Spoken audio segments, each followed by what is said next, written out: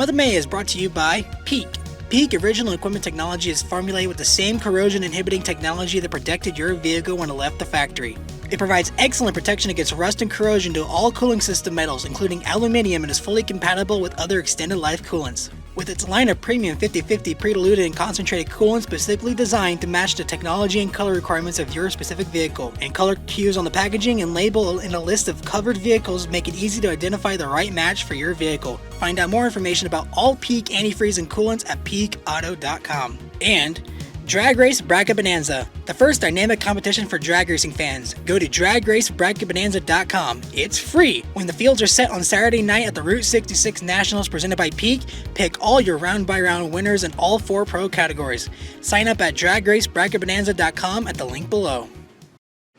Before we start the video, as always, if you do enjoy the content that we provide, the analytics, the interviews, and the results, be sure to subscribe to the channel today to show your support and love for Mighty Mac on YouTube. It really helps the channel, really helps YouTube boost our videos to people who may not have seen it. So if you like the content, you like the interviews, be sure to like, subscribe, comment, and share the video with everybody you know so everybody is aware of who you can watch, not only for your NHRA content, but of course your content for the greatest spectacle in racing, the Indianapolis 500. So without further ado, let's get into the video. So we saw our first glimpse today of cars on track in the race pace setup. We got to see a lot of developing stories in today's 2-hour session that get to tell the story of what we're going to expect to come race day, both at the front of the field, the rear of the field, and of course in the middle of the pack. We got to see a lot of games being played by teams as they try to get their race car setups for the 108th running of the Indianapolis 500. Not only that, but who really looks as the strongest to get their face on that Borg Warner. Looking at the notes that I've had from this practice session, the first thing I want to go off of, the Penske cars who look ridiculously strong. Will Power can run away from the pack and is far away the strongest running car in the stable. Newgarden sucks up to the toe greatly. Another thing to point out as well, Colton Herta is taking no prisoners in this session. Was very aggressive passing when he was on the racetrack, and he nearly hit the wall coming out of turn 2, almost gracing it, exiting the corner. And as well, both Herta and Santino Ferrucci, who we've come to expect, taking no prisoners here in these opening sessions. Yeah, definitely the Penske cars looked very strong. Josef Newgarden spent quite a bit of time at the front. He actually had a moment in turn number 2 where he got a little bit too low and tried to pull a Linus Lundqvist on us. But he, obviously a driver of Josef's talent and seniority in the series, he was able to not actually shove that thing into the wall. And Will Power, he looked very good as well. Scott McLaughlin spent quite a bit of the session in the pit box, and his car was quite a bit down on the timing sheets, which today really didn't matter. It's just about how you were in the pack. Also looked pretty good. He can make moves, he can pass, so all 3 of the Penske cars did look very strong. As for Colton Herta, they're not going to be starting in the position that they were wanting to be in. They just missed out on that fast 12. Actually, coincidentally, he's starting, I believe, from the same spot Rossi did when he won in 2016.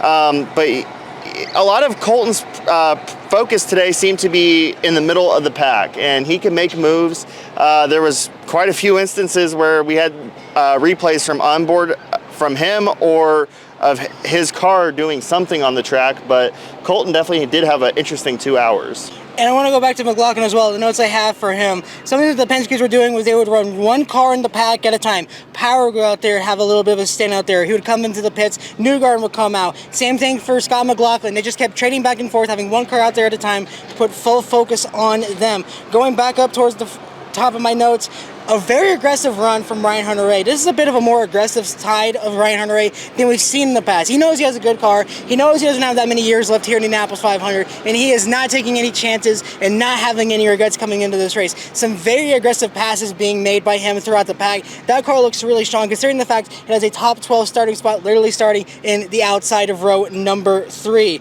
Graham Rahal, suffering a bit of sitting duck syndrome is what I would call it, was really struggling for pace throughout the entire session.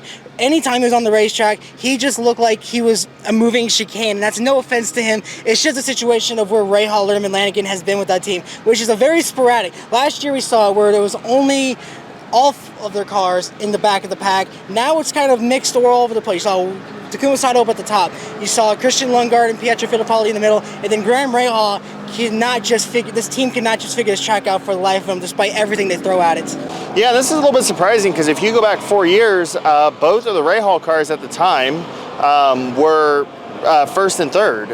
So it's been a dramatic drop-off for the entire Rahal team, considering Graham didn't qualify last year, came back to race with Dreyer and Reinbold. And the fact that Graham faced bump day once again this year, and the fact that he did not look strong in the pack racing that we saw today is something to be said. Takuma Sato, on the other flip coin, we talked about there being really two sides of Rahal this month. Me and Brody spoke about that in our coverage over the weekend. For Takuma Sato, when practice started, that car was still torn apart on its build pad here in the garage area, and they didn't get out till I think probably about 30 minutes after the session had elapsed. So for Sato,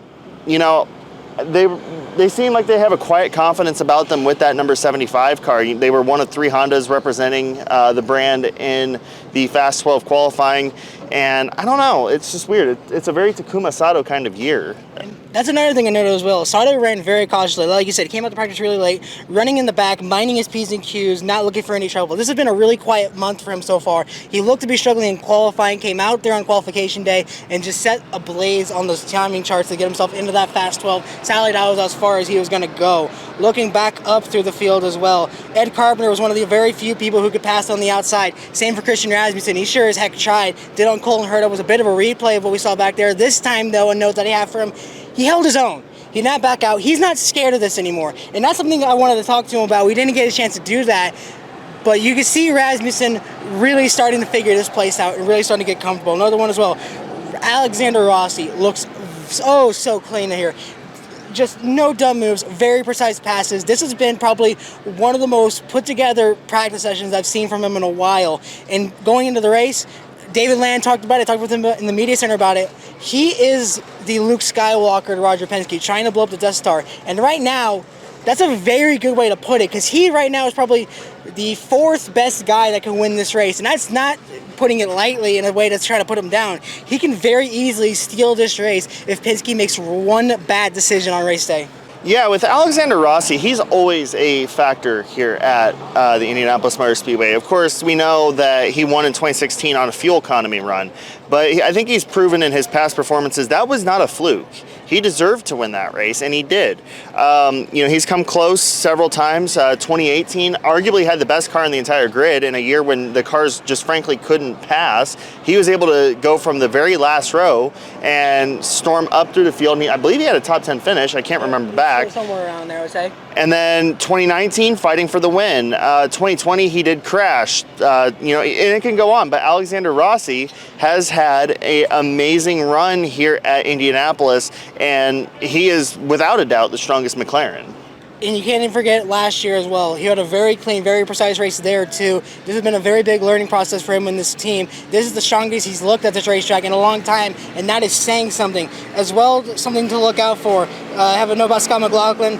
Strong as always. In one lap, he ran down someone from a couple car lengths back to shoot around him going into turn number 1. Yet he still ran very, very meticulously. Did not make any dumb, aggressive moves. The team doesn't want to risk losing that car, so they are doing everything they can to not put him in a position that's going to wreck that car going into race day. They are very much trying to protect him from doing something stupid that's going to put him in a situation like we saw Marcus Ericsson and Nolan Siegel.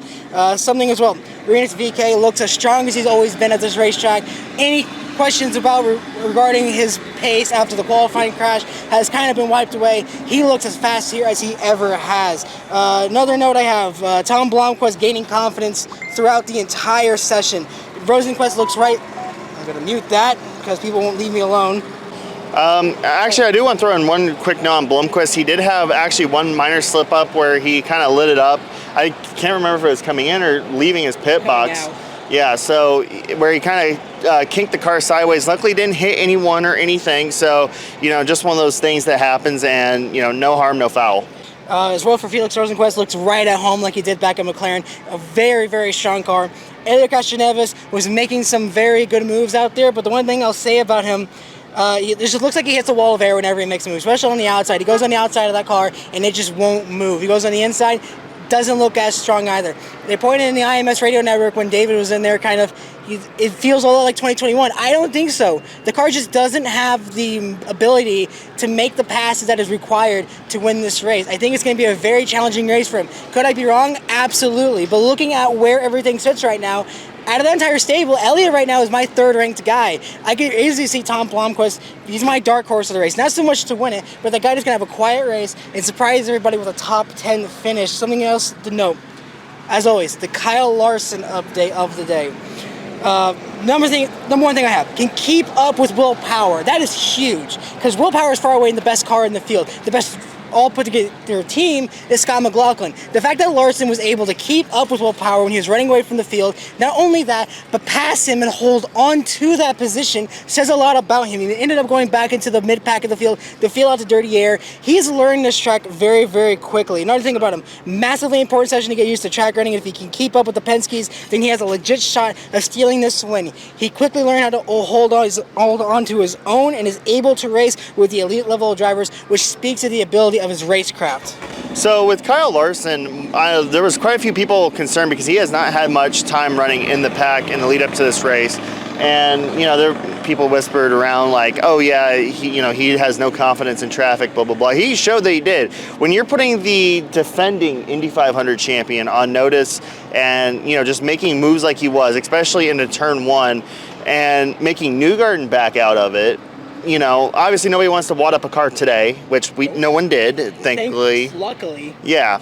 It shows that he does have a prowess around here, like him, hate him, love him, whatever. You got to give him credit for what he's done. He hasn't put a foot wrong this entire, week and a bit of practice and qualifying.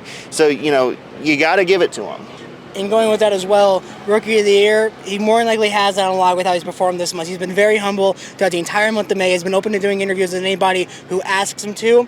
He, like you said, not put a foot wrong. This has been a very clean, consistent month and a very quick month as well. If he wins this, it's going to be a huge deal, not just because of the fact that he could have a chance of being the first person to win the double, but also because of the fact of just the last time that I believe a USAC winner, someone who ran sprint cars and came from that background of racing, was Al Unser Jr. back in 1994. It's been a long time since somebody in a sprint dirt racing car background has been able to come to this track and make history. This track has a tendency of picking its winners. Larson right now is probably one of the biggest picks to get it, because if this track could choose winners, Larson's got to be pretty high up there. Let's get into the results real quick so we can wrap this video up before it goes too long. Number one in the practice is going to be Josef Newgarden with a 226.238. Colton Herta is going to be the top running Honda of the session in second. Will Power rounds out third. Augustin Canapino impressed a lot of people before he had his plenum issue in qualifying. He rounds out fourth. Pato Award, ever so strong here, rounds out fifth. And Pato was actually up in the media center doing one of the pressers up there, and he said that there was just something wrong with the car. Like, he was complaining that the car just wasn't handling right, but they know what it is. So if he managed to place fifth today, says a lot about what that car could do on race day. And you got to put Pato up there in terms of favoritism along with Rossi. Running back in sixth is going to be Christian Rasmussen. A really, really clean session. It was a bit of a learning curve for him throughout the entire first week of this practice, but today really looked like he got a hang of this place. He's going to be one of those guys to look out for, to potentially be the top finishing rookie of this race. Could surprise a lot of people come race day. Seventh, the 2008 winner of this race, Scott Dixon. A lot of drivers, including, I believe, Pato Award, said in an NBC interview, one of the guys he's looking at to have a really good race car come on Sunday is going to be Scott Dixon. He showed it in practice. Really, really strong pace, really, really strong moves. He's known this track like the back of his hand. He cannot turn a wheel wrong here. The only thing he can't turn is the crew members from making mistakes on the calls or the pit box, and that's not an issue of their own. It's just how the game is played here. 8th is going to be Roman Grosjean, 9th Alexander Rossi, 10th Marco Andretti. So with Scott Dixon, his race car looks really good. He did not have a good qualifying car, and I don't really necessarily think that that's a Scott Dixon issue. None of the Ganassi cars were great in qualifying. But he looks to have a really strong race car. He was up there running with Newgarden, Larson, all of those guys, and passing them. He actually passed two going into turn one simultaneously, which is something that you can't really do that often here. I think, if you're a fan of Chip Ganassi racing, you can kind of take a sigh of relief tentatively that, hey, they might be able to make some moves in the race. And you know what? It's Scott Dixon, so never count him out. 11th is going to be Graham Rahal starting in the last position. He's going to be the guy that has the chance to do the unthinkable, running from the 33rd spot. Ryan Hunter-Reay ends up 12th. The four-time winner, Elio Castroneves, 13th. Connor Daly had a disappointing qualifying result, was irate over his podium issue, finishes 14th. Santino Ferrucci, the ever so aggressive driver here, has the best average finish of anybody who's been to the Speedway so far. Believe he's on pace to possibly break Roger Ward's streak of his good runs in the last 5 races. He had a really good strong result until he believed he had an accident in his last one. I'm not sure about the year. Ask David Land about that one. But he is looking really, really strong for a good result. And with the blessing of AJ Foyt and Tony Stewart, that's going to be a big confidence booster for him to get this win. Tom Blomqvist, someone we're going to talk to later on in the video, really, really strong, looking very comfortable in the car. 17, Takuma Sato had a really quiet month. 18, Callum Milot, who David talked to yesterday, says he feels very confident about his race car and how fast it is, and he showed it in practice how aggressive he ran. 19 is going to be Alex Palou. Never count him out despite his qualifying result or his practice result. That team is not someone you can count it easily. 20th is going to be Christian Lundgaard. You have nothing? Well, the only thing I could really throw in there is that Alex Palou didn't run a too terrible amount of laps today. None of the Ganassi's really did go out for an extended period of time. But you know, Palou looked good in traffic. He looked about on par with Scott Dixon in terms of being able to maneuver that car and be able to pass, which again is very important for them. That's situation critical for Ganassi this year, considering where all the cars are starting. But, you know, I guess it is what it is. 21st, you're going to find Scott McLaughlin, the front runner to win this race. 22nd, Felix Rosenquist, who has always been so strong at the 500. Linus Lundqvist, recovering from his accident, ends up 23rd. Kyle Kirkwood, 24th. Marcus Ericsson, the man in the road course car, really seeming that they're going to figure out to turn it around to get something good in this car. He ends up 25th. Pietro Fittipaldi, 26th. Kevin Simpson rounds out 27th. 28th is going to be Kyle Larson. 29th, Rinus VK. 30th, Marcus Armstrong. So, and one thing to keep in mind here is that the times today really are not, you know, as important as you would think necessarily. It's all about how the race car actually runs in a pack. You know, there's a pretty wide spread typically of how the cars perform at the front of the pack and the back of the pack. You know, obviously if you're leading, you're not going to have the best time, but if you're like 5th or 6th in line, you're getting a hell of a tow and you're going to set down a blistering speed. 31st, you're going to find the 41 car Stinger. 32nd is going to be Ed Carpenter, who also looked pretty strong in this practice session. He looks right at home at the speedway like he always does. And then 33rd, of course, the 51 Rick Ware Racing Dale Coyne entry of Catherine Legg. We do have interviews to go through. We have some drivers that we talked to following the session, including a former Indianapolis 500 champion. But of course, a word from our sponsor for the month, Peak Auto. Oh, is it on? Protect your vehicle with Peak Original Equipment Technology. Our formulas match the vehicle manufacturer's technology requirements so that we have the perfect match for every vehicle. All right, Will, first time getting run on track and race pace set up with all the field like that. How'd you feel out there? Good, man. Yeah, like the car feels very comfortable, most comfortable all month actually. So it's only practice, but we'll see, man. Like I feel like we can run right at the front. Well, we did see out there, you were able to cut through traffic really well, and when you did get out front, it seemed like you could just run away from this pack without even trying. How comfortable is this car, and can you just talk about the pace that Penske has this month so far, especially going into this race? Yeah, I mean, we worked hard, and qualifying showed our pace. Obviously, the race, everyone's a lot more even, and it's hard to get away, but as long as you can follow close, which I feel like we can, so I feel good. And we saw this car, it was blistering fast in qualifying. You put the race setup on, it's just as lethal, just as meticulous getting through this pack as any other car we've seen so far. You've won this race back in 2018. Where does the handling of this car and the pace of this car match up compared to what you had back in 2018 when you won this race? It's, I do remember 18 being extremely comfortable a month. Maybe quite a bit of a different formula where you could drive away. Right now it doesn't seem like even at the end of tires you can get out of there, but it's good, man. It's good. I feel confident. I was kind of a bit nervous after practice before qualifying in race work and felt way better then. And the last question I do got for you, we saw a lot of aggressive running from some drivers, especially within the rookies. How would you rate how the pack has raced this year? We've seen on restarts, how aggressive they've been. How do you feel these guys are going to become race day with how aggressive they're going to be on restarts trying to jump for positions? Yeah, it's only one of those things, man. You only learn by hitting the wall. Unfortunately, some guys, it's you got to give the place respect. It's very easy to make mistakes. But that's what young guys do. They go hard. It takes a long time to beat it out of you. When you get to my age, you're kind of thinking a lot more about the stuff around you. But anything can happen. So always got to be prepared. All right, you're Tom Blomquist, driving number 66. Your first time getting a run on race pace on this racetrack with the full 33-car field that you know is going to be running on race day. How did the car feel for you out there today? Yeah, I mean, to be honest, felt pretty good out the gate. You know, getting so much more comfortable in that pack running. You know, it's so intense. It's so different out there. But I'm enjoying it. And then, you know, make some tweaks on the car with some test items to try get through, you know, see if that was better or worse, and then reevaluate. And we've got a few days off now to put everything together for Friday, you know, for carb day, and that's kind of your last shot there. So yeah, it was good running there, and like I said, just feeling more and more comfortable with every lap I do.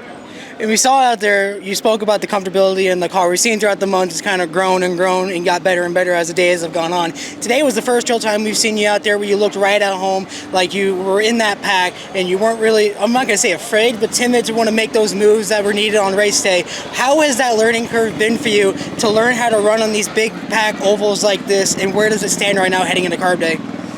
Yeah, I felt good. You know, it's you know, the thing is that the car's always changing all the time. You know, I think that's the biggest thing for me is understanding what I need from that, and you know, not chasing the balance. Let's say, you know, when you're going 220 mile an hour, you know, you're hypersensitive to everything, right? And you don't want the thing being ugly out there. So it's not like a road course. You can't drive around problems out there. So yeah, you need to be on top of everything, and comfort and confidence is key, in my opinion.